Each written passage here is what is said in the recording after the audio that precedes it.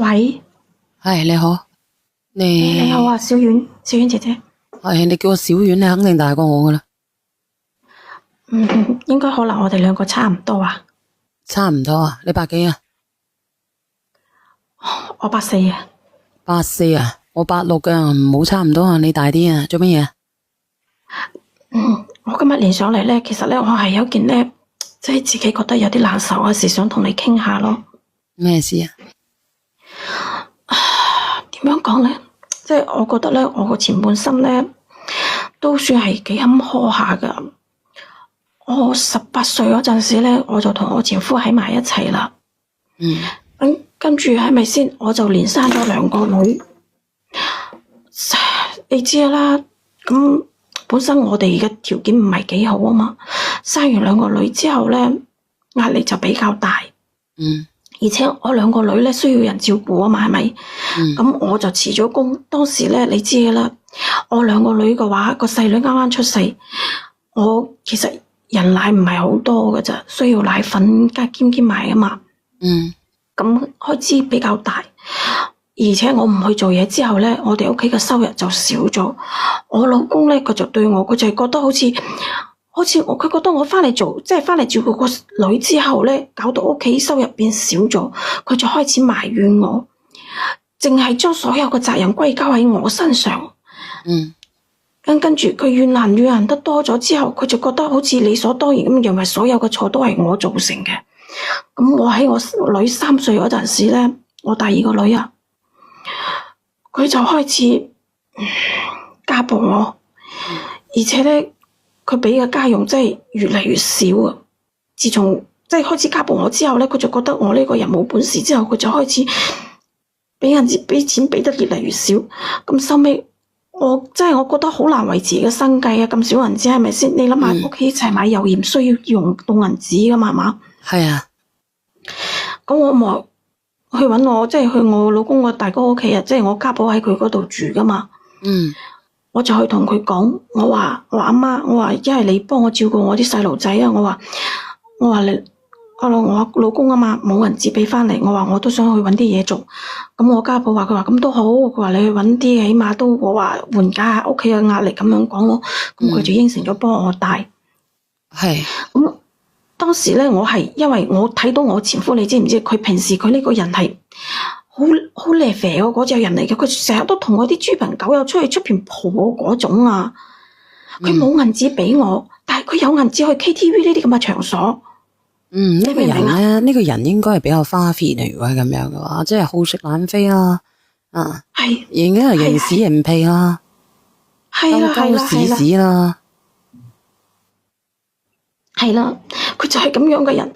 咁當時我就知道佢去嗰啲咁嘅場所做嘢之後咧，我就索性又去嗰間場所嗰度，即係個 KTV 嗰度搵咗份服務員嚟做。但係我喺嗰度做咗冇幾耐之後，佢就知道咗我喺嗰度做啊嘛，係嘛？佢係翻到嚟，佢竟然打我啊！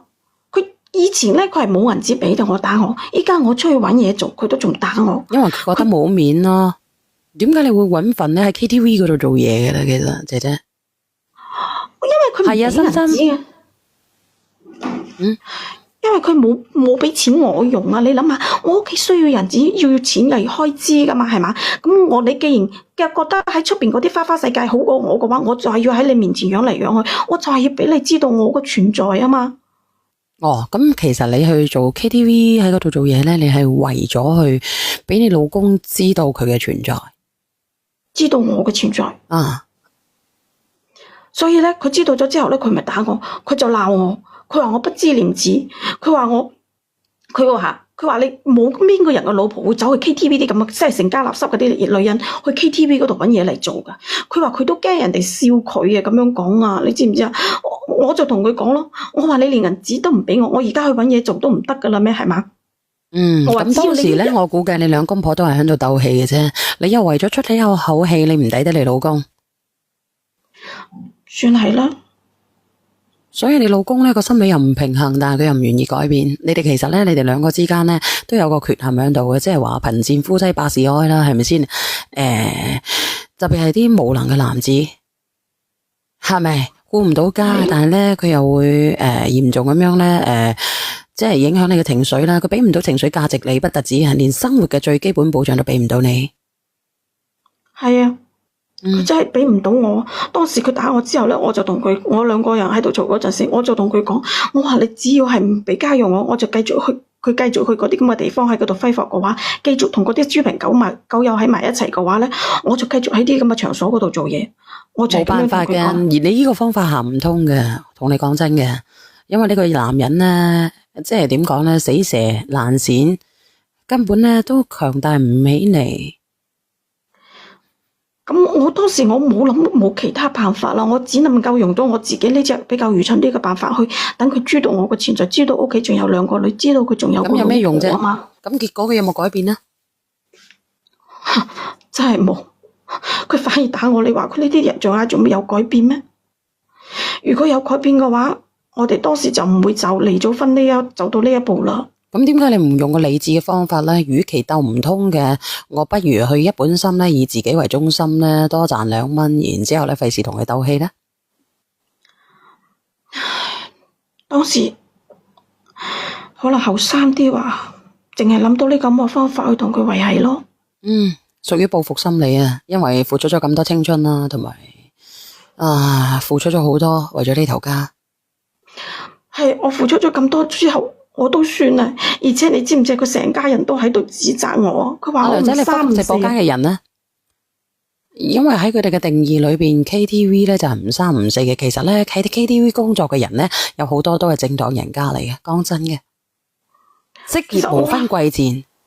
如果你話呢個人差與唔差咧，係呢個人有冇控制力嘅啫。講真啊，我從來都唔覺得咧喺邊個地方做嘢嘅就係好差嘅人。譬如話我擔屎，我都認為佢係好嘅。因為佢踏實，多謝你啊，小婉姐姐。其實我做咗呢份工之後咧，佢嗰啲屋企嗰啲人同埋佢條村嗰啲人咧，全部都話我唔三唔四，話我唔檢點。咁或者有傳言咧，姐姐，或者有傳言會令到你嘅名聲差咧，咁。你都知啦，如果你老公又中傷下你，係咪先啊？咁身邊咧又多啲三姑六婆嘅話，你個名聲好極都有限啦。只要你唔尷尬嘅，尷尬嘅都係人哋。只要你冇出軌嘅，只要你冇勾三搭四嘅，你還是你。但係就係因為呢啲咁嘅傳言，搞到我哋最後離咗咯。咁離咗嘅，咁你咪好好地生活咯。既然都離咗咯，係咪？咁你仲有咩疑問啊？係咩嘢？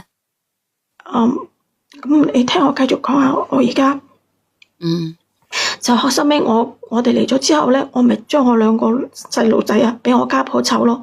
我個月都寄翻2000蚊生活費俾我家婆噶。其實小婉姐姐，你啱先講呢啲說話咧，其實係講到我心入邊嗰邊去噶啦。我覺得咧，我喺呢啲乜嘢地方做嘢，只要我冇話過我係出賣咗其他啲乜嘢嘅話，我覺得我係一份正當嘅工作嚟噶，你話係咪啊？係冇錯。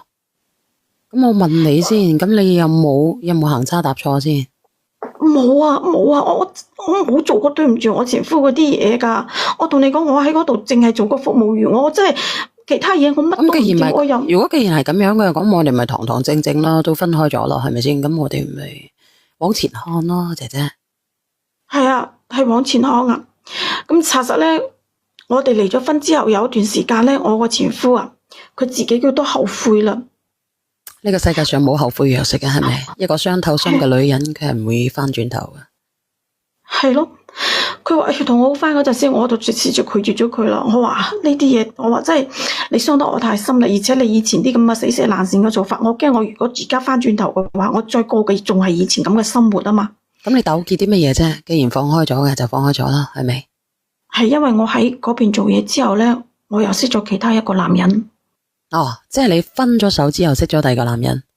係就係喺嗰個地方做嘢嗰時候。多謝呢個朋友仔嘅爛漫煙花。呢個男仔係咩狀況？佢咧就對我幾好下嘅，因為佢之前咧就係個客嚟噶嘛。咁每一次佢過嚟咧，佢都係指名嗌我同我點走噶。佢每次帶朋友過嚟咧，佢都係揾我嘅，而且咧，後來我哋慢慢熟絡咗之後咧，佢都有陣時咧會收工啊嘛，係嘛，佢哋食宵夜嗰陣時都會嗌埋我跟住過去噶。咁你嘅意思即係話你愛上咗呢個男仔？係，咁個男仔咧，佢都愛上咗我啊。然之後你哋兩個喺埋一齊。係咁，收尾我哋兩個喺埋一齊，但係我個前夫你知啦，佢一直係想我哋繼續好翻噶嘛。咁佢因為我又喺嗰個場嗰度，而且咧佢啲人知道咗我係佢前妻，係咪？咁都同佢講咗我而家有咗其他一個男人，然之後咧佢就去嗰度捉到，即係唔算話係捉到啦，俾佢撞到。佢心不忿係咪？係，佢就打傷咗人哋，即係打傷咗我而家呢個朋友，係咪先？咁佢打傷咗人哋之後咧，我前夫咧就已經俾人哋判咗3年。咁應該傷得唔輕噶啦，如果咁樣嘅。係啊，佢真係傷得幾重下噶當時。咁我問你個問題得唔得？你講。你哋而家係普通朋友啊，定係情侶關係？依家係情侶關係，但係當時嚟講咧，我問你一個問題，呢個男嘅有冇家庭？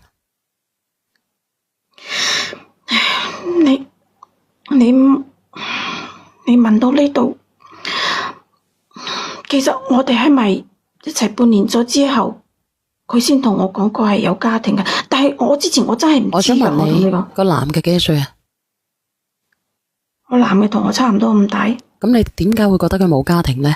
你話佢該有錢嘅有錢，該有事業嘅有事業，入得去蒲嘅，如果佢埋得到單嘅，佢亦都經濟條件唔差。你覺得呢啲男人點解會單身呢？除非佢心理變態，如果唔係嘅話，佢肯定有家庭嘅。老實講，我當時我就冇諗咁長遠。其實呢，我心入邊有多少有啲咁嘅諗法嘅，但係我就冇諗住去深究。想搵個水泡啊，定係相信咗你個男人？都有。可能呢，當一個人好迷茫、好無助嘅時候，突然之間有個人呢，能夠呢俾條橄欖枝呢，佢就會揦實嘅。講真嘅，你可能呢係迷失咗自我啦，當時。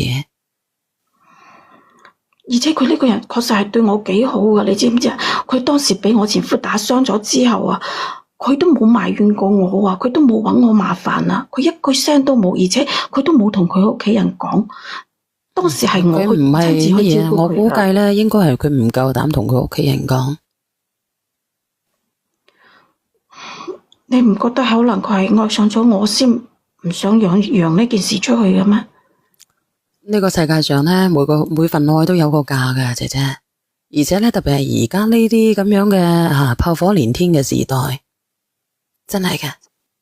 咩叫炮火連天啊？明嘅打個一。